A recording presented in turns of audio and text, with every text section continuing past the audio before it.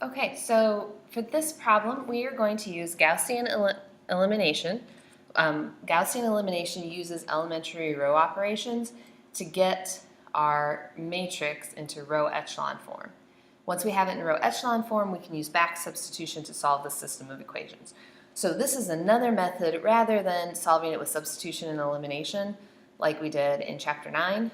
This is another method for solving our system of equations. So remember our elementary row operations, we can interchange two rows. We're not going to do that terribly often.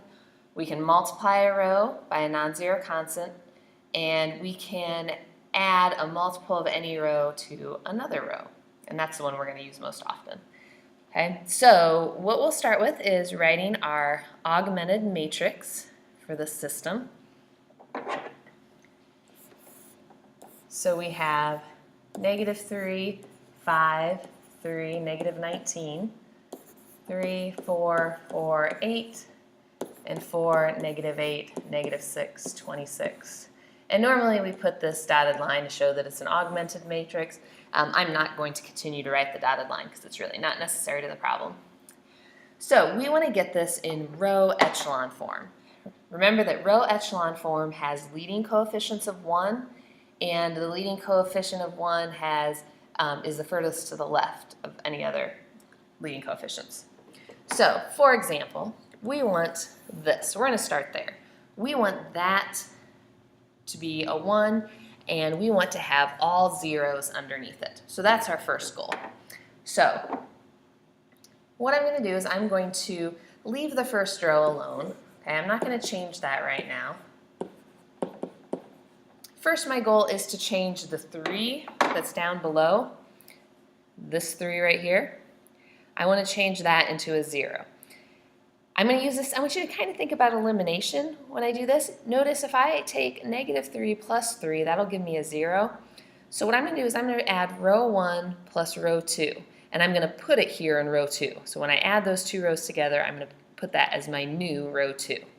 I'm not going to be changing row 3 at all, so let's just recopy that over. Okay, so what I'm doing, and I like to write it here, I am taking row 1 plus row 2. Okay, so -3 plus 3 is 0, 5 plus 4 is 9, 3 plus 4 is 7, -19 plus 8 is -11. Okay, now remember, my goal is to get a 1 here and zeros underneath it. So far so good. We've got a 0 right underneath it. Now we need to get rid of that 4. So in order to do this, I'm going to leave my first row alone. That's not the one I'm concerned with right now. I'm actually going to leave my second row alone because it's already got a 0 where I want it.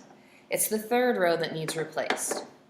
So now kind of think of this as like if you're doing elimination and you have a -3x right here and a 4x here, what would you need to multiply by in order to eliminate? Well, we're going to multiply here by 4, which means we have to multiply this whole row by 4. We're going to multiply this whole row by 3, and we're going to add them together. So I'm taking 4 times row 1 plus 3 times row 3. And I'm going to put the new result down there as the new row 3. Now, I'm going to write in green some of this multiplication. This doesn't actually pertain to the matrix. It's just kind of the math that I'm doing behind it. So when I multiply row 1 by 4, this -3 becomes -12, this becomes 20, this 3 becomes 12, and what is -19 times 4? -76, I believe. Okay, and I'm going to multiply row 3 by 3, and I'm going to write that down below. I get 12, -24, -18, and 26 times 3 is 78. Okay. Now I'm going to add these two green things. Okay, so -12 and 12 gives me 0. 20 and -24 is -4. 12 and -18, -6. -76 and 78 is 2. Okay, now back to our goal. Our goal was to get a 1 here and zeros everywhere below it. We got the zeros taken care of. Now we need to get that to a 1. Fortunately, this is really easy to do. I'm going to leave row 2 alone. I'm going to leave row 3 alone. All I need to do is change row 1. Remember, one of our elementary row operations is we can multiply by a non-zero constant. So I'm going to take that row and I'm going to multiply it by -1/3. Okay? Or another way you can think of it is divide everything by -3. And when I do that, when I multiply everything by -1/3, I get 1, -5/3, -1, and 19/3. Okay? So I have successfully gotten in my first row, I've got a leading coefficient of 1, and I've got zeros everywhere below it. Awesome. On to our next goal. Now we want this 9. Eventually we want that to be a 1, and we want to have zeros below that. Okay, so this should take a little fewer steps. We're going to leave row 1 alone.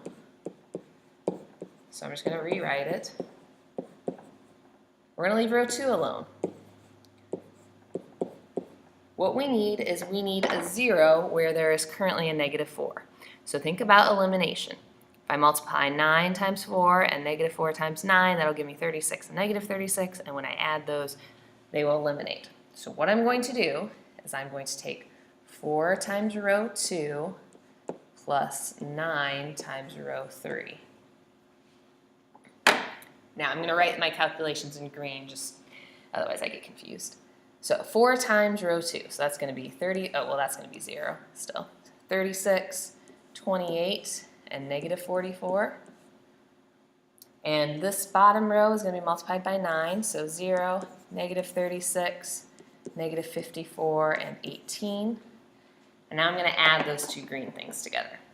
So 0, 0, -54 plus 28, going to be -26, and -44 plus 18 is going to be -26 also. Okay, remember our goal is leading coefficient of 1, zeros everywhere below. We've got the 0, now we need to get the 1. So I'm going to leave the top row alone. I'm going to leave the bottom row alone. Okay, and I need to turn that 9 into a 1. So I'm just going to take 1/9 times row 2, or if you like to think of it as dividing by 9, that's what you're doing also. So this row becomes 1/9 of 0 is just 0. This is 1, 7/9, and -11/9. Okay, hopefully I have more room on this paper. Good enough.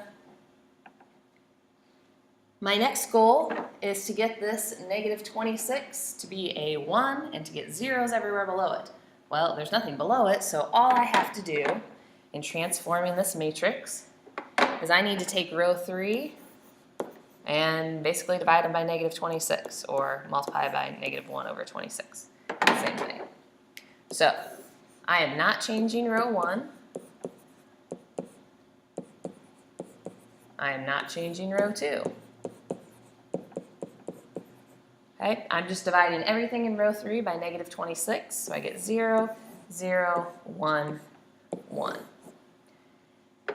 Okay, now remember, this is an augmented matrix. Okay, remember I dropped out the little dashed line a long time ago, but we can put it back in, and we can put our variables back in.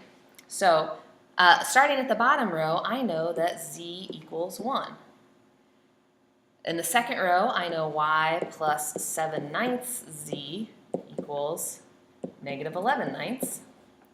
And in the top row, I know x minus 5/3 y minus z equals 19/3. So now I can use back substitution to solve this equation. I already know that z is 1, so I come back to this row here. I get y plus 7/9 times 1 is just 7/9. And when I subtract 7/9 from both sides, it's -18/9, which is going to be -2. So now I know that y is -2. I'm going to plug all of those, y and z, into this equation. I get x minus 5/3 times -2 minus 1 equals 19/3. So let's see, that's going to be positive 10/3 minus 1 will be positive 7/3. And when I subtract 7/3 from both sides, I get 12/3, which turns out to be 4. So now I have my final answer of 4, -2, and 1. Now, I know that that seems like a lot of work, and it is to do it all by hand, but I want you to understand the process behind it, and this is actually a fantastic way to solve systems of equations when you have lots and lots of variables, because you can program calculators and computers to do this because it's all these linear rules. So we're going to do some more practice with this by hand. I know it's not fantastic, but it's good for you.